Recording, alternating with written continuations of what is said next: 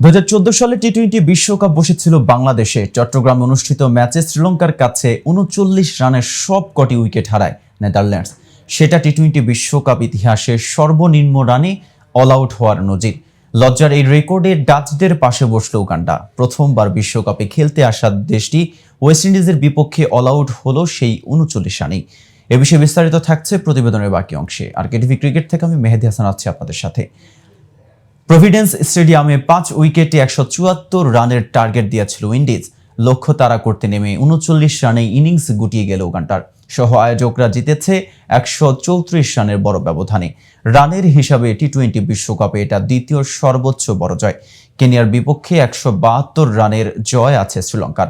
Run তাড়া করতে নামা উগান্ডাকে গুটিয়ে দিতে সবচেয়ে বড় অবদান রাখেন আকিল হোসেন। বাঁহাতি স্পিনার 11 রান দিয়ে নেন 5 উইকেট। উদ্বোধনী জুটিটা ভাঙেন তিনি।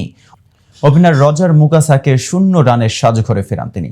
সিমন সেসাজিকে রোমারিও শেফার্ড ও রবিনসন ওবুয়াকে আন্দ্রে রাসেল স্বীকার করেন। আলপেশ রামজানি, কেনেথ ওয়াইসিয়া, রিয়াজাত আলী শাহ ও দিনেশ নাকরানির উইকেট নেন আকিল। আলজারি জোসেফের শিকার হন ব্রায়ান মাসাবা ফ্রাঙ্ক সুবুগা। উগান্ডার হয়ে দলীয় সর্বোচ্চ 13 রান করতে সক্ষম হন জুমা মিয়াগি। বাকিদের কেউ 2 অঙ্কের ফিগারে পৌঁছাতেই পারেননি। এর আগে ওয়েস্ট ইন্ডিজের কেউ বড় ইনিংস খেলেননি। তা সত্ত্বেও বড় সংগ্রহের জন্য বেগ পেতে হয়নি তাদের। সর্বোচ্চ 44 রান করেন জনসন চার্লস।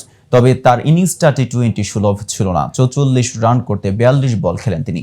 অবশ্য শেষের দিকে তা পুষিয়ে দেন আন্দ্রে রাসেল। শেষ ওভারে 18 রান তোলার রাসেল 17 বল খেলে অপরাজিত থাকেন 30 রানে।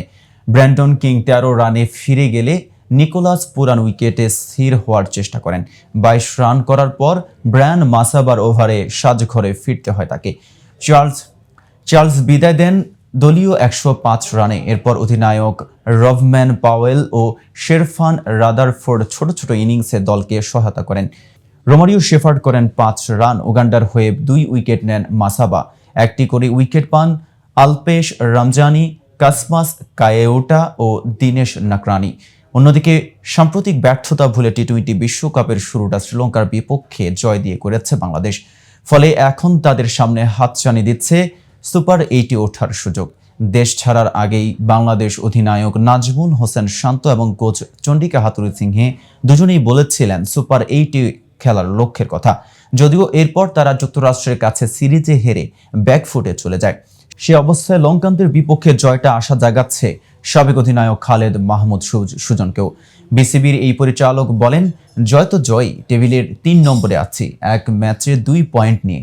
তবে যদি আপনি বলেন এটি তৃপ্তির জয় না, অবশ্যই এর চেয়ে ভালোভাবে পার হয়ে যাওয়া উচিত ছিল আমাদের। সেই দলই আমরা, এর চেয়েও ভালো দল। আমি মনে করি 125 রান অতিক্রম করতে গিয়ে আমাদের এত কষ্ট করা দরকার ছিল না। সো ভিউয়ার্স, আজকের এই ভিডিও থেকে আপনার কোনো মতামত থাকলে আমাদের কমেন্টস করে জানাতে পারেন। আর সাথে সাথে নিয়মিত ক্রিকেট আপডেট এবং ইনফরমেটিভ ভিডিও পেতে আমাদের চ্যানেলটি সাবস্ক্রাইব করতে ভুলবেন না। এতক্ষণ সাথে থাকার জন্য আন্তরিক ধন্যবাদ।